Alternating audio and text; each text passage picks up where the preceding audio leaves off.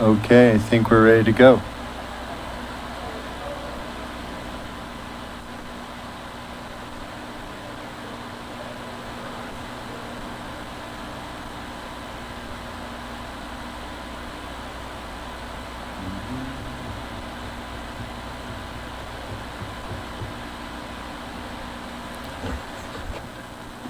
Victor Iverson to the principal's office. Victor Iverson to the principal's office. Clean up on aisle 3.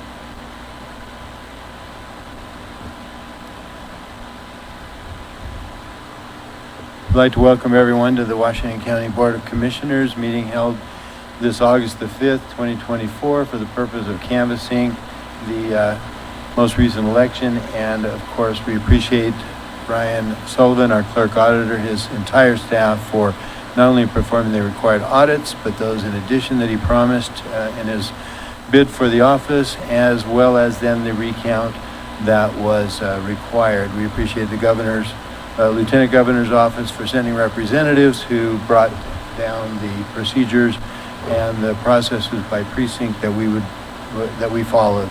So with that being said, we'll turn the time over to Ryan, our clerk auditor, for the data release.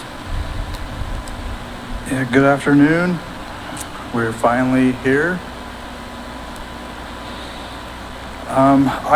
There's been a lot of talk about adjudicated ballots, and just for any of the public that's watching and those in attendance that aren't aware of what an adjudicated ballot is, I just want to give a quick explanation of what that is. And adjudicated ballots are those with unclear markings that require poll workers to determine the voter's intent.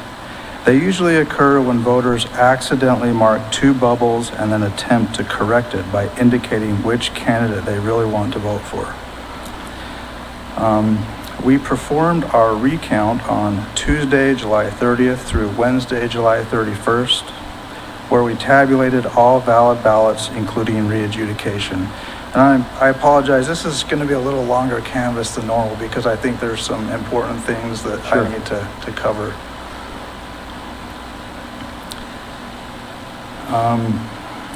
When the election staff went to commit the adjudicated ballots in our election software, they received an error message. When the final election results were printed, it was evident that the adjudicated ballots had not been assigned to the respective candidates. After more review, I canceled the canvass meeting so I could further investigate what was going on. I reached out to our software vendor as well as the Lieutenant Governor's office and learned that a similar issue had been discovered in Tooele County. I want to make it clear that I'm the one that discovered the issue in Washington County before I knew of the issue in Tooele County. I say that because I want our voters to know that their elected county clerk is committed to accurate results and that I'm not going to just move forward with something unless I'm 100% assured that the results are accurate. Trust but verify. On Friday, August 2nd, we attempted to re-adjudicate the ballots, but ran into issues once again. It was at that point I requested that our vendor be on site before another attempt was made. The following day, on Saturday, August 3rd, our vendor, as well as the Deputy Director of Elections from the Lieutenant Governor's office, was on site. My staff re-adjudicated the CD2 ballots again, and when I say CD2, I think we all know what that means. It's the Congressional District 2 race. After the ballots were adjudicated, our vendor recommended that we make a backup of all the work we had done thus far. After the backup was made, we committed the results and did not receive the error. If we would have received the error, we would have restored to the backup that had all the adjudicated ballots completed and would have then attempted to commit the results again. Luckily, it was successful in the first attempt, so we didn't have to restore from the backup. you have any questions so far? It's great. Okay. There is a queue in our election software that can be opened to view all ballots that need to be adjudicated. We believed we had adjudicated all of the CD2 ballots, and all that would be left in the queue would be non-CD2 ballots. For example, like the governor race that needed to be adjudicated, that didn't pertain to the CD2 race. One of the poll watchers requested that we look at the ballots in the queue to ensure that no CD2 ballots were present. After a quick huddle with my team, I agreed that it was the right thing to do to ensure every vote was accurately counted for CD2. It proved to be the right thing to do because 6 CD2 ballots were found in the queue among nearly 500 non-CD2 ballots. 3 undervotes and 3 valid votes pertaining to the CD2 race were found and counted properly. I'm grateful that the poll watcher made the request, and we've added this as an additional check to our standard operating procedures for future recounts. There was a member of the Lieutenant Governor's office present when that happened, and I discussed that with them so that they could let other counties know to check that as well. Utah Code Section 20A 3A-204 states that to be valid, a ballot that is mailed must be clearly postmarked before Election Day, or otherwise clearly marked by the post office as received by the post office before Election Day. The late ballots were probably reviewed at least 10 times, including the first election. I have personally examined each of them twice to ensure that all valid ballots were counted. Commissioner Snow, acting as a board of canvasser, he even inspected them with a magnifying glass.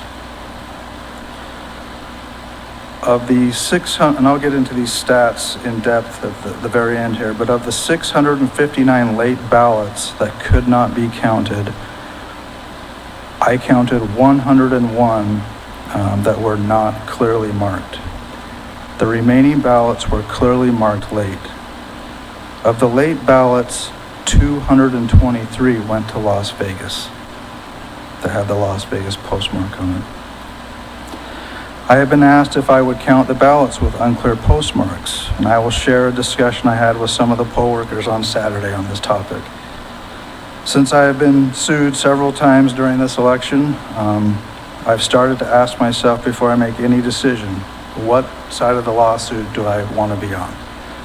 And so in that example of the late postmarks, I envision myself in a courtroom sitting on the stand, and the judge asked me, Brian, why did you not count these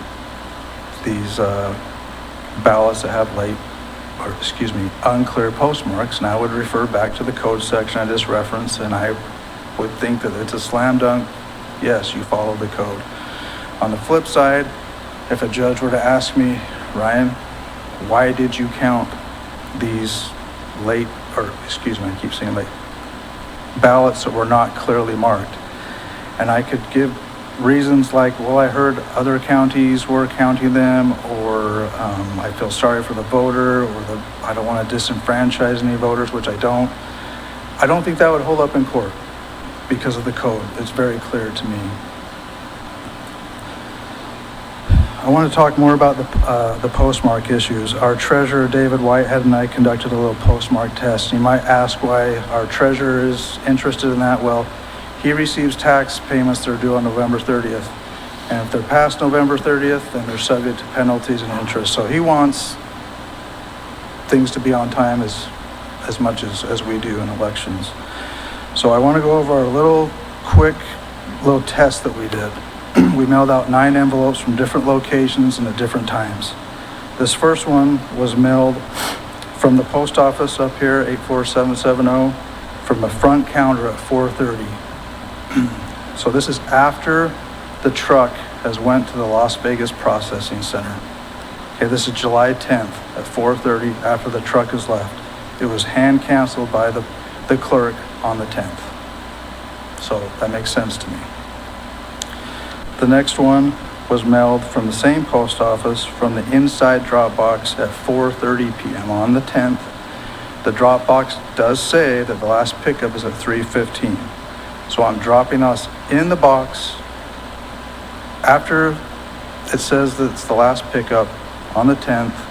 It got postmarked in Las Vegas on the 11th. That's what I would expect to happen if I personally was mailing something there. This next one was mailed from the same post office from the front counter at 11:30 a.m. before the truck had left to Las Vegas on the 10th. It was hand canceled on the 10th. That's what I would expect.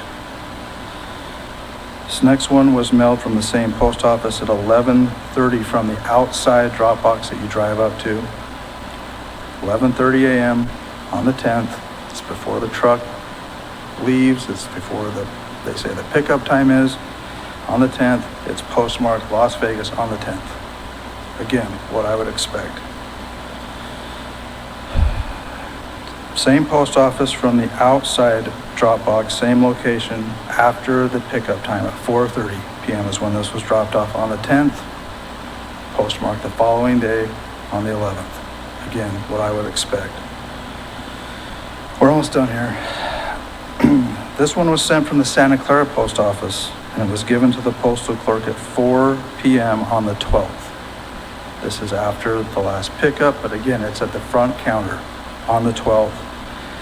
It's hand canceled on the 12th in Santa Clara, but it also has the Las Vegas postmark on the 13th, the following day.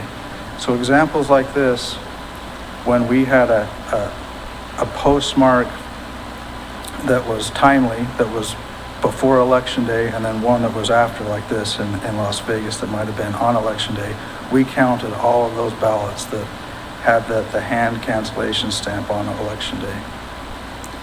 Excuse me, the day before election. We got 3 more here. This was mailed from the post office up here at 9:30 a.m. on the 12th, and it was postmarked in Las Vegas on the 12th, what I would expect. This one was also mailed from Santa Clara post office at 9 a.m. on the 12th, and it was postmarked in Las Vegas on the 12th. Now, we all know the elections aren't perfect, and here's our outlier. This one was dropped in a cluster box in a residential neighborhood on July 11th at 8 p.m. That was a Thursday, I believe. So I would expect that this would get picked up the following day on Friday on the 12th and be postmarked on the 12th.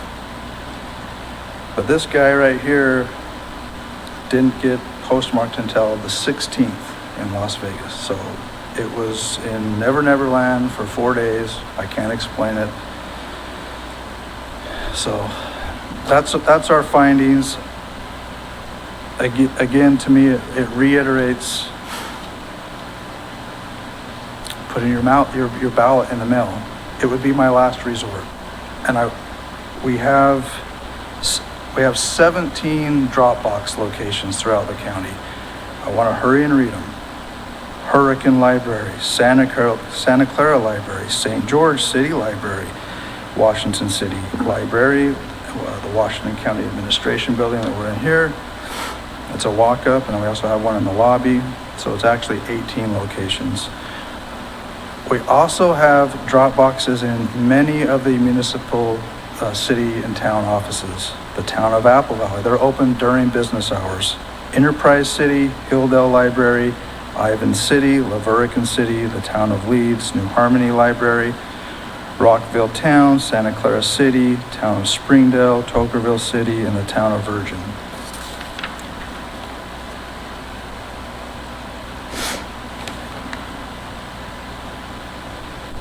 Again, there's not a lot of things, I've said this before, that I can guarantee 100%, but if you put your ballot in a drop box, I can guarantee you 100% of the time those ballots will make their way to our election center. Like, I guarantee it, 100%, unless they get beamed up by a spaceship on the way here.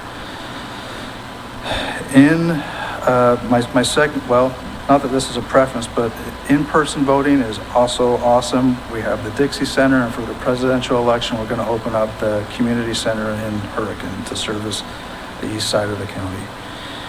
If you have to mail your ballot, and I understand some people, that's their only choice, I would highly recommend that you take the ballot inside the post office, have it hand stamped, look at it. If there's not enough ink on it, have the clerk stamp it again. Make sure that you can read it. Mail it early. As God is my witness, I swear to you as the Board of Canvassers and to the voters of Washington County that I feel confident that we have accurately accounted for all the valid ballots in this recount. While we encountered issues along the way, we immediately investigated and addressed them as they arose. And is there a silver lining in all this? I believe there is, as painful as it was. This process has underscored the importance of having a recount provision in the law.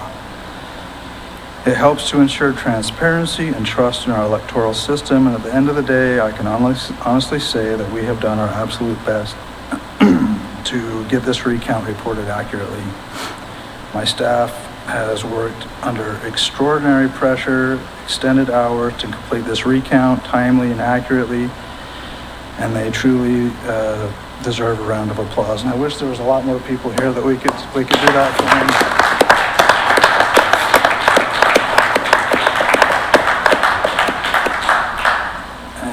And I also wanted to express my gratitude to our poll watchers. Their role as watchers for their candidates is crucial to maintaining the integrity of the process. And thank you for your vigilance, your vigilance and commitment. I think they need a round of applause too.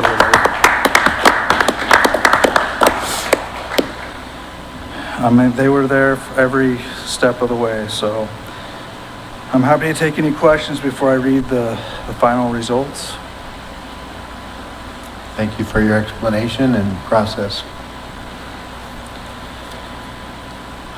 All right. So there were 9 additional ballots that we determined could be counted as compared to the first election.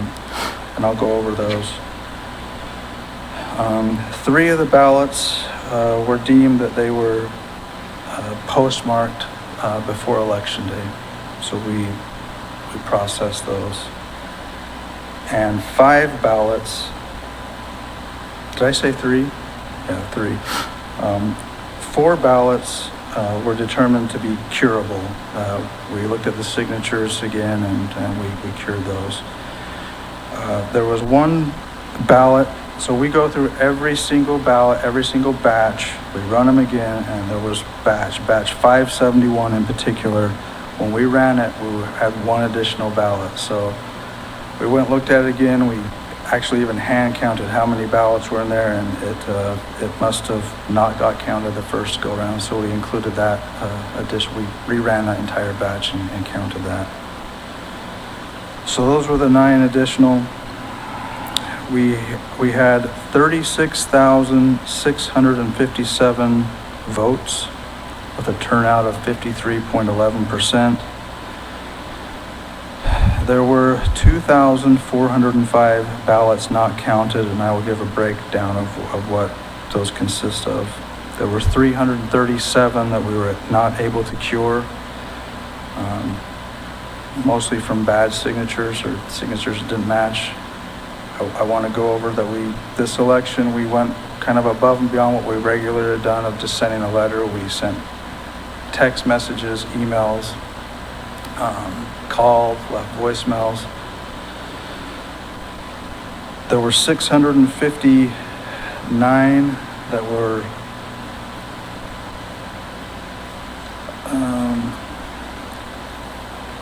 659 that were returned past the deadline.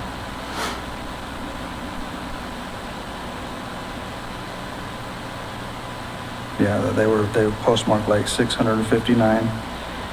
There were 13 uncountable ballots that were from a previous election. And believe it or not, people must keep their ballot on their countertop, and they realize it's election time and they're like, oh yeah, I've got a ballot on my countertop from a previous election, they turn it in.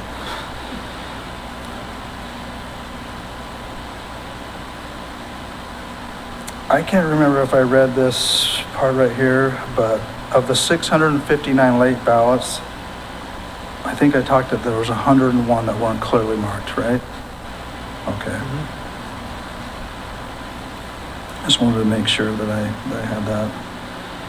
Let's talk about provisional ballots. Provisional ballots are when someone comes in person and then we let them vote and then we prove who they are later. They fill out an application. We have to basically investigate whether they can be a valid voter.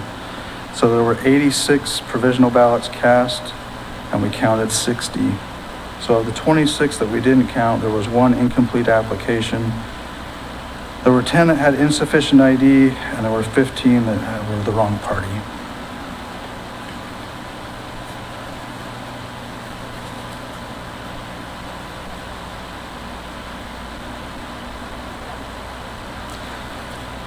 All right, I think the time has come for the official recount results. So for Colby Jenkins, the total is 21,438, and for Celeste Malloy, 14,722.